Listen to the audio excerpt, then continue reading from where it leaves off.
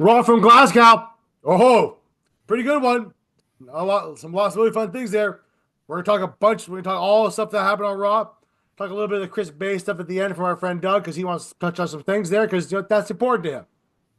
Right. Speaking of this, Doug's here. I'm Andrew. DA Wrestling. Let's get going.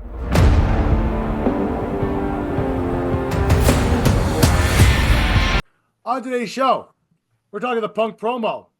We're talking Cena and Cody. Go at it again, verbally.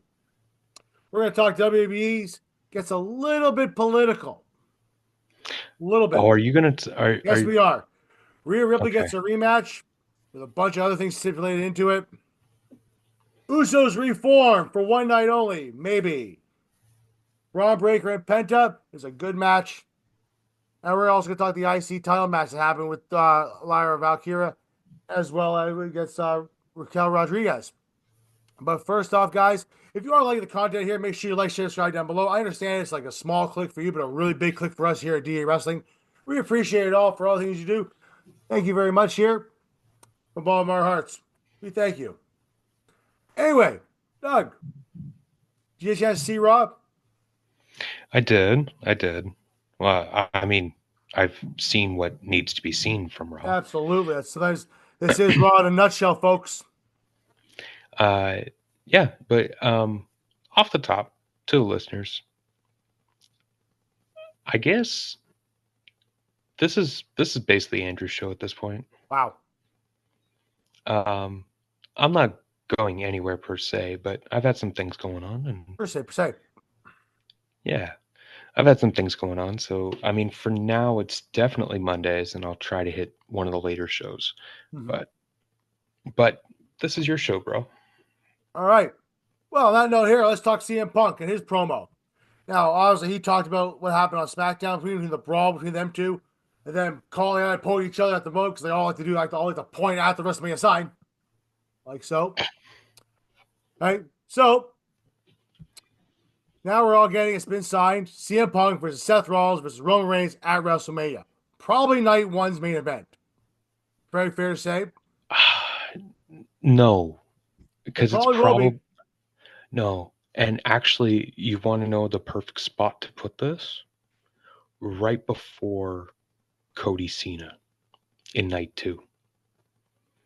That I'm telling you, that women's world title match can carry night 1. I'm not saying it can't. I'm just saying. And to be honest, they're probably going to want to crown Jay to end night 1 anyway. It remains to be seen. But right now, that's a pretty big thing there. But Punk came out there. No Roman, no Seth, though. Talk about how there's a contract signing. He talked about how Seth made it all really personal with him and all those downfalls there. He liked how Roman started to make it a little bit personal. Talked about how his wise man might not really be his wise man. But then he pointed out something very interesting here, which neither Rollins nor Roman has ever acknowledged. At least not on live WWE. When Punk says, I brought you into this business. I'm going to be the guy that takes you out. Really interesting. Well, I mean, for us longtime fans, that's a callback to the fact that the Shield, which goes without saying, one of the best groups of all time. One of my favorites. Absolutely. I still acknowledge the Tribal Chief. I acknowledge the Shield and the Tribal Chief. There you go. So I think that, because there's details here. Yeah. Missing details. Now they touched on the history between Punk and Seth. Yeah.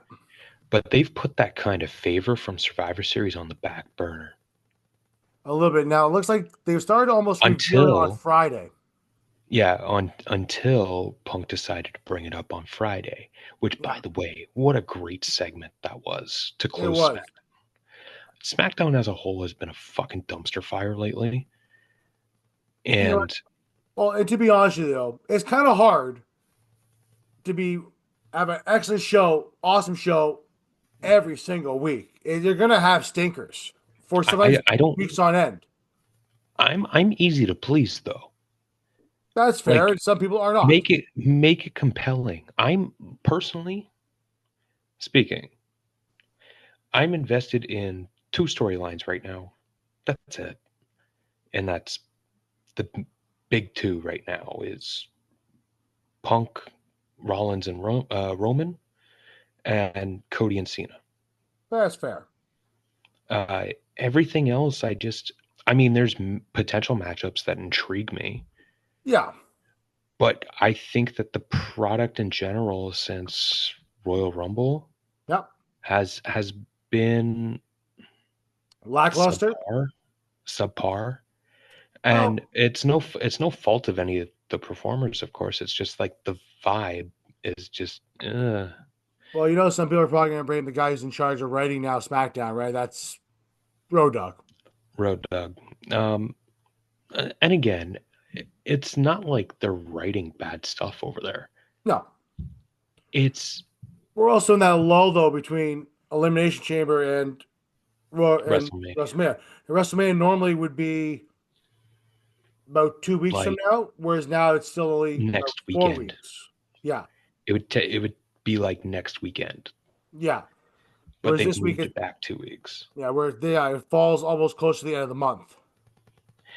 which is fine. You want to space out your big shows. AEW, I think, does a great job of that. Yeah. Um, but the thing um, that I think AEW has on WWE right now, Yep. and it's not always consistent. It's No. always one or the other. But for right now, I like they're building up the dynasty right now, and that looks like a hell of a show. The one thing I'll always give AEW, and a lot Hmm. of people like to crap on Dynamite. They do, right?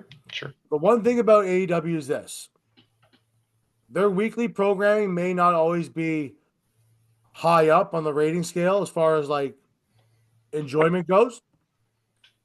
But the one thing is their pay-per-views or PLEs are always very, very good. Exactly. And like, Shout out to Dynamite and AEW. well, it's not even just that. And like, I don't want to get all tribalistic on this, but No, no, there's no tribalism here. I guess my point is like bringing in these small details for a long time watcher like me Yep. makes shit compelling. Fair. Tell me that I have not wasted my time paying attention to things. Yeah. Now, obviously, did me or anybody else think in November of 2012 that 13 years later, three of the four people were going to be some of the biggest names of all time and about to have a match at WrestleMania? No. I think everybody saw that But one. no, nobody saw that coming.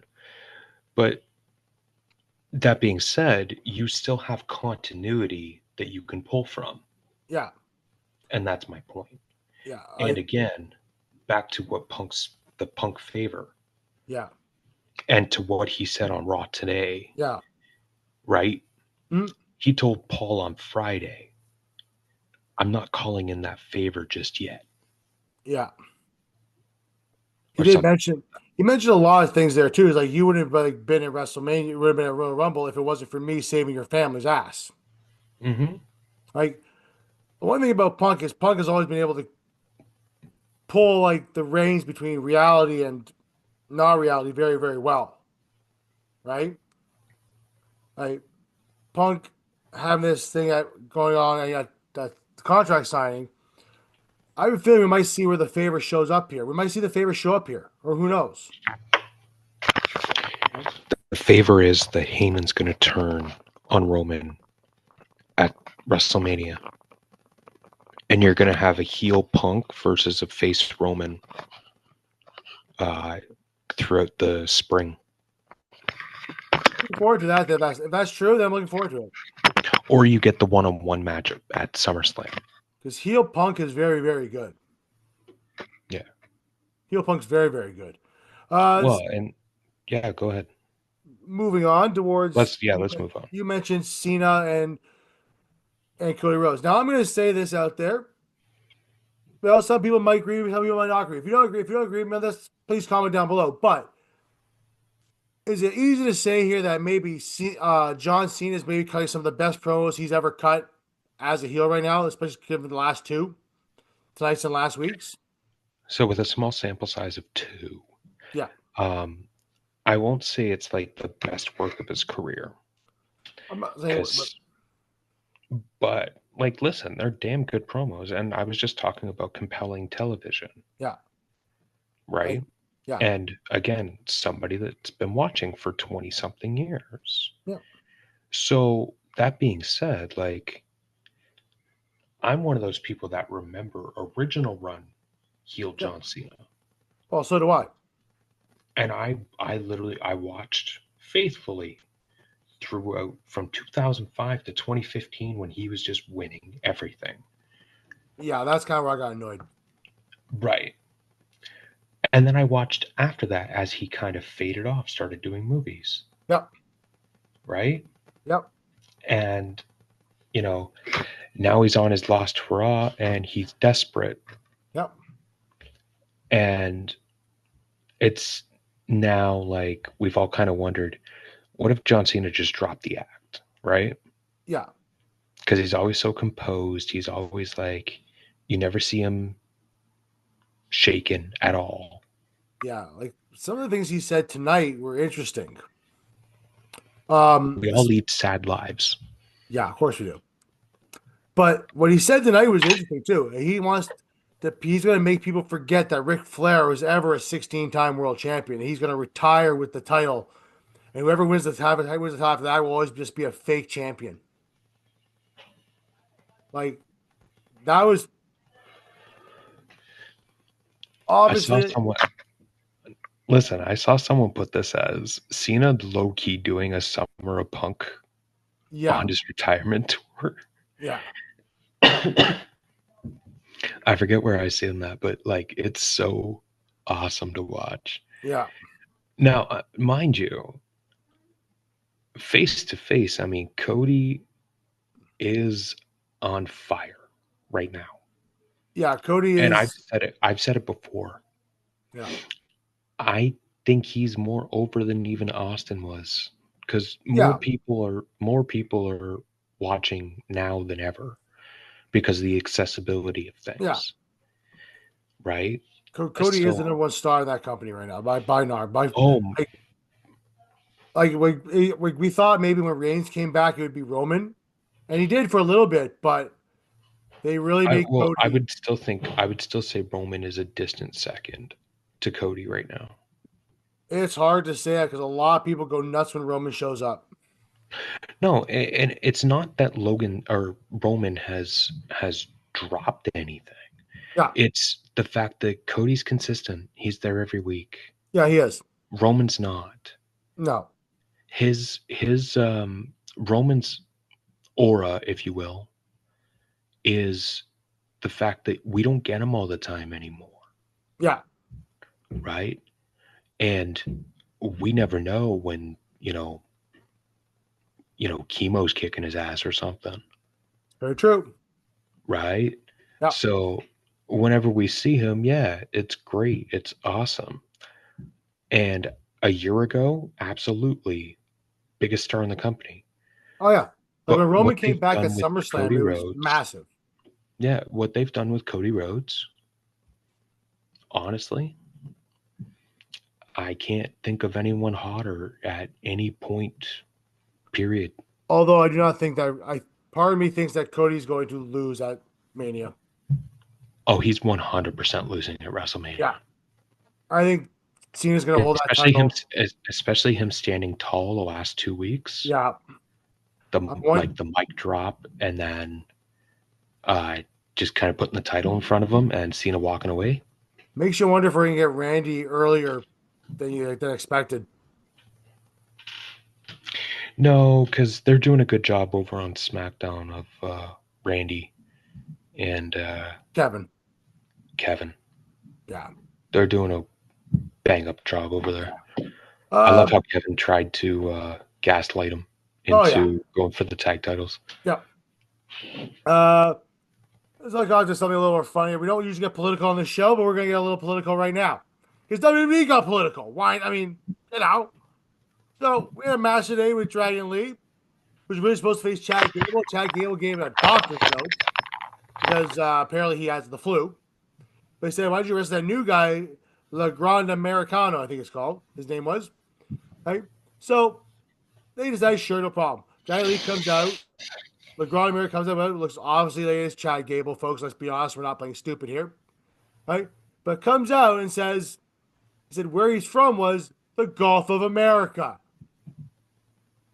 Now, for all those out there, we all know there's a big thing in the U.S. about turning the Gulf of Mexico into the Gulf of America. Now, I don't know whether the WWE's actually turned this into like an actual political thing because of whatever, but it was like a gaslighting crap, eh? Look, I think this was a kind of tongue-in-cheek type thing. That's what I think it was too. I think it was just kind of a little stab at everything right there. Like, I'm not looking as deep into this as some other people. Yeah, I'm just saying as they made a little stab there, just a little. This was entirely like AI and whatever. And by the way, on the political front, it was announced yesterday. Okay. To our Canadian friends, April 28th. Yep. Go out and vote. Federal election. Yes, go out and vote. Seriously, vote. Honestly, go out there and vote, folks. It's important. It's the one right you really have in this country and in free countries in general. Is the right to go vote and say who your piece is. Go out and vote. Get up off your ass and go vote. It's important. Seriously. It's 10 minutes. It's 5 minutes out of your day. Literally 5 minutes. Especially once you get in. Especially if you go after hours. Yeah. 5 minutes. All right. But anyway, Dragon Lee ends up losing the match. Because El Gran Americano ripped his mask off. Yeah. And yes, folks, it is Rush's brother. Looks exactly like Rush. Listen, funny thing is, you'll never guess what clip I seen this morning. Sure. Chris Jericho and Rey Mysterio from like 2009. Oh, yeah. And in that match, Mysterio sets up for the 619, and Jericho reverses it by ripping Rey's mask off, and then he rolled him up to win the Intercontinental title. Hmm. Yeah, and then this happened on Raw this afternoon. I was like, that's funny. Yeah, it's still funny how Ray covers his face, even though everybody's seen his whole face numerous times. Anyway, let's move on to something else that's not so political here, but it is kind of in WWE's perspective. Rhea Ripley is getting her rematch next week against Io Sky, much to your probably chagrin. And it was announced that Bianca Belair will be the special guest referee for this match. Before that, though, Io comes down. Right? Pierce is having a day, by the way. Pierce is just having a day. At one point, he told the New Day to don't let the door hit you where God splits you. Jesus. Adam Pierce is. Oh, he was going off tonight. He was losing it. Yeah, we're getting. Crazy Postman Pierce. We're getting feisty. Belair came out in the ring. Eventually, Rhea comes out, gets her match, wants her match. Look, there's no way this match isn't going a three-way at Mania. At this point, no. I don't see Io Sky losing. I don't see Rhea Ripley winning next week at all. I see Bianca screwing Rhea, though. Literally this time. Yeah. You know? And Io said she'd fight both. It's going to happen, folks. I don't think By the way, Io really. I want to point this out though. Now, if you follow Rhea Ripley on social media like I do, I'm one of that millions of people that follow her. It's really funny seeing Rhea Ripley Did out. you see her chop the shit out of Buddy? Yeah. Speaking of which, yeah, like you see her outside of WWE when she's not playing mommy. She's literally just like a booty short girl wearing a long 3X shirt, no makeup kind of girl. And the complete opposite when she's in like actually on TV. She's wearing Well, like yeah, because you're on TV. yeah, I but she's get like that, complete but no, opposite though, like complete no, opposite. you're bearing the lead here. Okay, I'm just wanted to throw that out there. you're bearing the lead here. No, I just wanted to Okay, make the point. she chopped the shit out of her husband, She Buddy did. Matthews, He can take it. He's a big boy. on live stream like over the weekend. Yeah, I saw it. She's And laughing. apparently, She's Buddy laughing. had a sunburn. Actually, Buddy's jokes too. Buddy, I guess if like he's on X, and there's this person who follows Buddy Matthews with Rhea Ripley sometimes, and the guy's whole point is just to annoy Buddy the entire time, and Rhea's just laughing at him. So she's done this Awesome. before. All right, moving on. First match of the night was Jay Uso versus Theory and Grayson Waller. Everyone's like, who's going to be Jay's partner? It was Jimmy. Jimmy showed up, coming down the aisle. Usos reunited, might be for one night only. But that wasn't the big part. Obviously, the Usos beat Austin Theory and Grayson Waller. That was a no-brainer. But what happened later on? That Gunther attacked. Jay couldn't pull the trigger or some of that. But it leads to a match next week of Jimmy Uso versus Gunther. And Jimmy's telling Jay he can't beat Gunther. Well, I mean, Jimmy did slap the shit out of Gunther. He slapped the piss out of him. Like, the piss. Like, Gunther probably not even chew right for a while. Right? Which leads to this, though. Gunther's going to destroy Jimmy next week, don't you think? Oh, yeah, totally. Yeah, he's going to just dismantle Jimmy, which is going to probably light a fire, like a burning fire inside Jay Uso. And Jay's probably going to win. Yeah? Yeah. I mean, again, this is where the build's like kind of tailing off for me.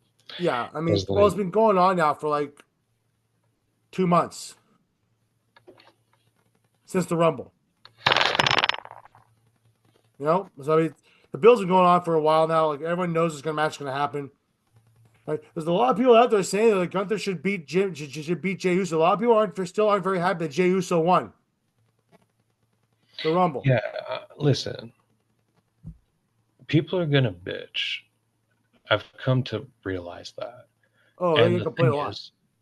Yeah, no, the thing is like we like all the backlash that Jay gets. It's the only wrestling fans that seem to exist online are the bitchy vocal ones. Yeah, one that takes that way too seriously. Like, I get it. I wasn't happy about lots of things either, but I got over it. You know? Nope. It is what it is. Simple as that. But yeah, next week, Jimmy Uso's facing Gunther. The match, I'm sure Gunther's going to beat the living crap out of him, call it a day. Just smack the hell out of him, smack around for a little bit. Jay's going to come out and be one of those like Rocky Balboa things, right? Like Rocky 4. Yeah, this is where Jay gets the hope spot in. Yeah, like in the Rocky 4 where Drago kills Creed. If he dies, he dies. And Jay's gonna have that fire written inside of him.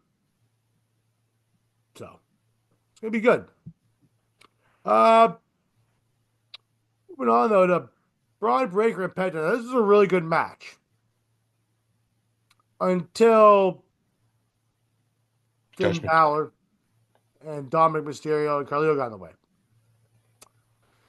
This leads me to this, Doug. What What's do you up? think? Is it going to be Gunther? Is it going to be Finn Balor versus Penta versus Breaker? Maybe toss in Dom in that too. Yeah, it'll be a 4-way. Yeah, It's okay. I mean, get as many people as you can on the card. Just make it compelling. yeah, That's like all I ask. And that's the thing. Like, miss me with this Judgment Day shit. yeah, Penta and Braun intrigue me, yeah, for but sure. and it's not like Dom and Finn can't go, but like the whole Judgment Day breakup thing. God, that should have been when Rhea and Damien left. Well, I was going to say too, going back really quickly to the Grayson Waller and Austin Theory stuff, they're hinting at them breaking up at when they faced Obafemi, and then nothing's occurred since. Stop teasing people like that, man. Nobody likes blue balls at all. Well, they got to listen. They got to keep some stuff in the tank. They got to keep you coming back. True. Give They you they that. got to keep they got to keep you coming back. They can't get all the good shit out of the way and then there's nothing left. Maybe true. Yeah, I All don't right. know. Look, It was a good match though, and I'll be honest with you, right? It still astonishes me how Braun Breaker could just go up there and do a stunt to stunt Frankensteiner. It doesn't even bother holding anybody. He just walks it up like Kurt Angle used to do it, but probably better. he's a freak. He is a freak.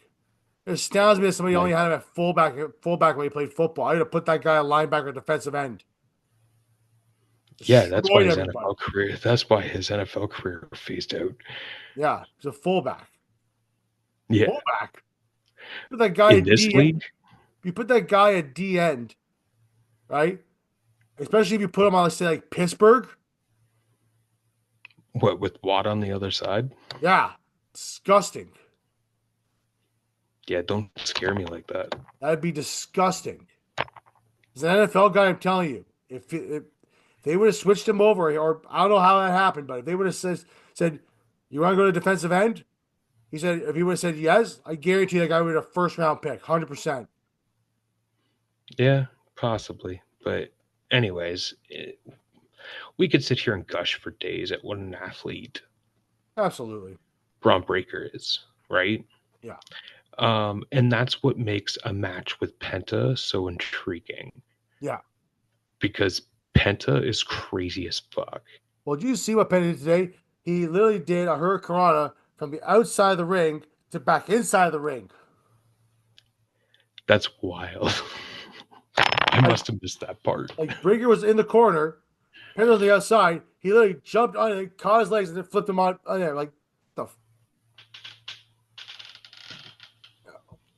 Penta just makes shit up on the fly. like the whole And point of this thing though too is that Judgment Day was trying to get O'Donnell was trying to get Penta to join the Judgment Day. Penta obviously said no, which led to more of a beating. yeah, yeah. And yeah, I mean, where have we heard this one before? Judgment Day Oh stands yeah. tall, right? Yep. Which I mean, it's just good. I mean, I do like the Judgment Day. I just think it's a little bit better. I mean, I think they're funnier now than they were with. Listen, I was willing to give it a chance when they kicked Edge out. Yep. I gave it a chance. It had a good run, Yep. but again, there's no core members left. The core three were Edge, Damien, and Rhea. Yeah, the original. Damien and Rhea are the Judgment Day. Yeah. I mean, like Finn, I don't know what you do with Finn at this point. Let him go back to Japan. I don't fucking know. I would love for him to let Finn do an actual singles run and put him in the title picture. Not the IC title picture, the world No, title. no, and that's the thing. Like he's never got that kind of run where it's like, okay, let's try this again. Yeah. Like his run as an NXT champion, his second time around was much better. Listen, blew his shoulder out, and they put the title on him. Yeah. And they just don't trust him. He's injury prone. All right. Speaking of titles, it was kind of like a title Monday. We also had the women's IC title defended. Lara Valkyria versus Raquel Rodriguez. Pretty good match there, too. Lara ended up winning with most devastating move in a sunset flip roll up. Okay. No, the 1, 2, 3. I stand corrected.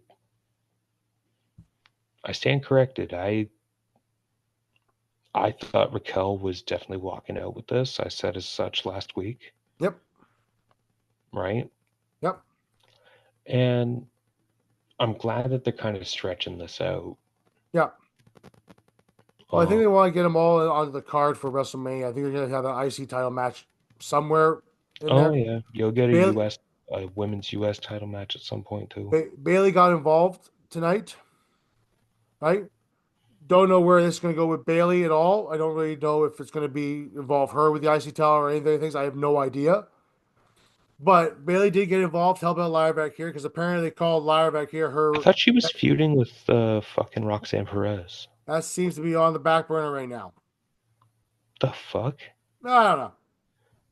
See what I mean? I know. Don't insult my intelligence. I know. Well, that was Chris Raw in a nutshell.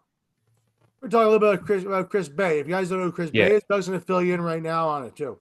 So Chris Bay, for those that didn't hear, he was wrestling with TNA in a tag team with Ace Austin, and which I believe they were actually a part of Bullet Club at one point when Bullet Club was in TNA in like 2020.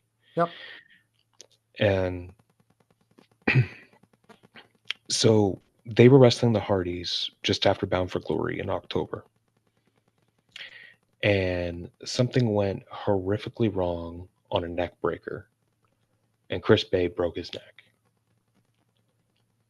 And was paralyzed.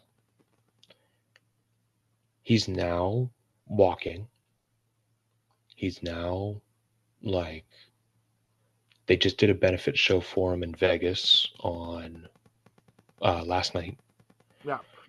And yeah, it's really cool to see the wrestling community come together for him. Yeah. Like you had Cross on that show, Alex Hammerstone was on that show. And like people from all different freaking companies. You had but he also did an interview with Chris Van Vliet this week. Yeah. And here's where I'm going to get a little personal from it. Sure. So I took a wrestling move on concrete when I was a kid.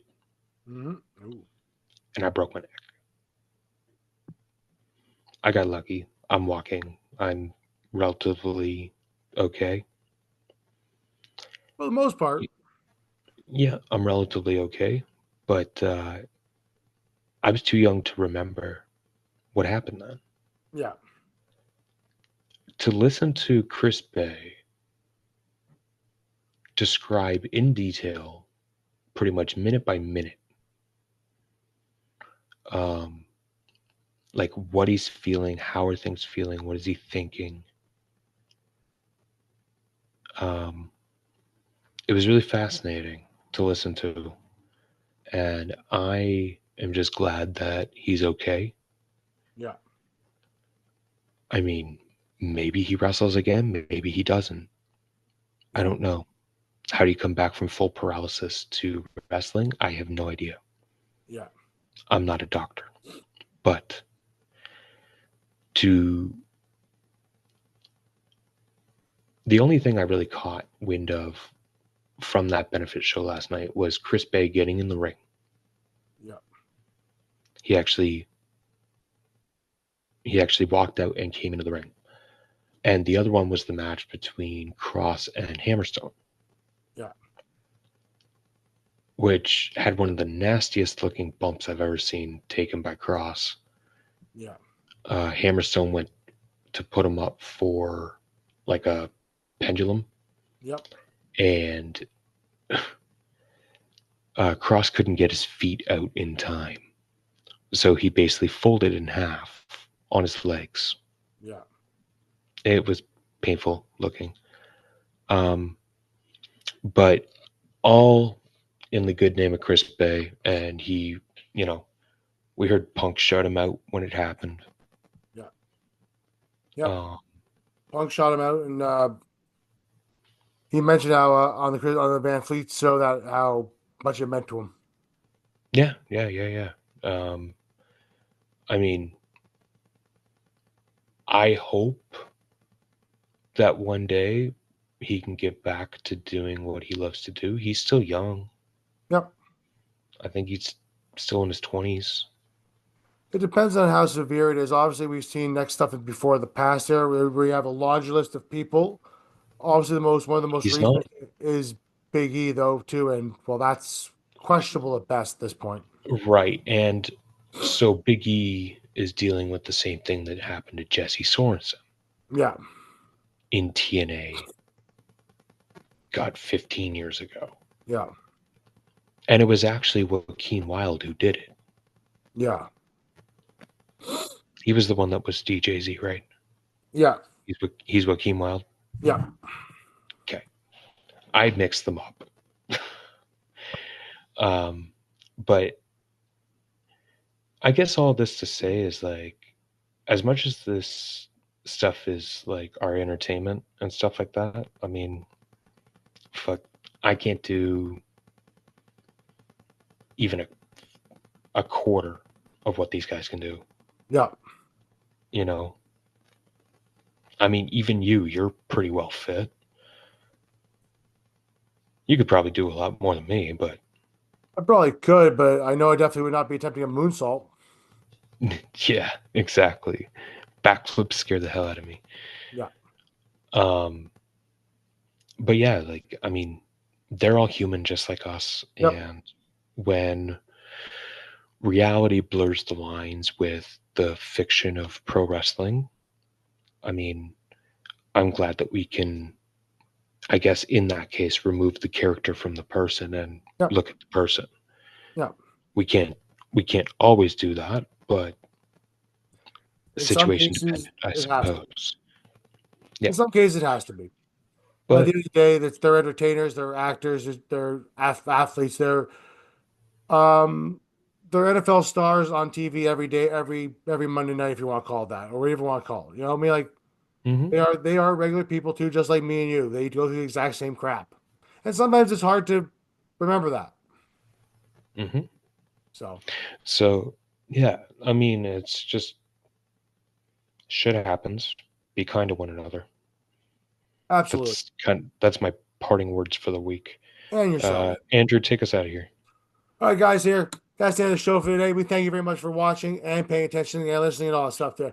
Thank you very much. Make sure you follow us on all our socials there at AMP1982, D Lions 1991, and DA Wrestling or DA Sports Pod on X. We're also on TikTok there at DA Sports.